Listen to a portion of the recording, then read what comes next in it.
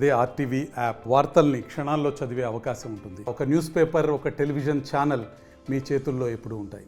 మంత్రుల్ని కలవటం, అభివృద్ధి కొరకు మంత్రుల్ని కలవటం, ఇప్పుడు మంత్రులతో ఇన్ఛార్జ్ మంత్రులతోని బడ్జెట్ ముడిపెట్టున్నారు.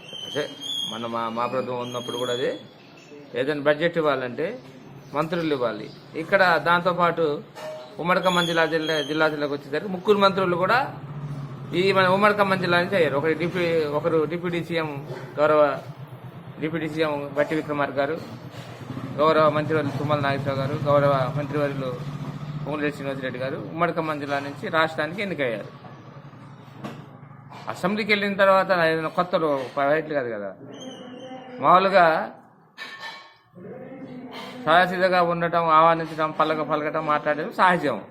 దాంతోపాటు ఇన్ఛార్జి మినిస్టర్ కోమటిరెడ్డి వెంకటరెడ్డి గారితో మనకు పని ఉంటుంది. మనం ఖచ్చితంగా ఏదైనా జిల్లా బడ్జెట్ కావాలంటే, నా నియోజకవర్గం డెవలప్ కావాలంటే ఇన్ఛార్జి మినిస్టర్ గారు ఎవరైతే ఉంటారో ఆ మినిస్టర్ గారే బడ్జెట్ శాంక్షన్ చేయాలి. అది కూడా ఎవరైతే శాసనసభ్యులు ఉంటారో శాసనసభ్యుల గారి రిప్రజెంటేషన్ ద్వారా ఈ నియోజకవర్గానికి వస్తాయి. ఈ నియోజకవర్గ అభివృద్ధి కొరకు మనకు కావాల్సిన నిధుల కొరకు ఖచ్చితంగా మంత్రులను కలవలసి ఉంటుంది.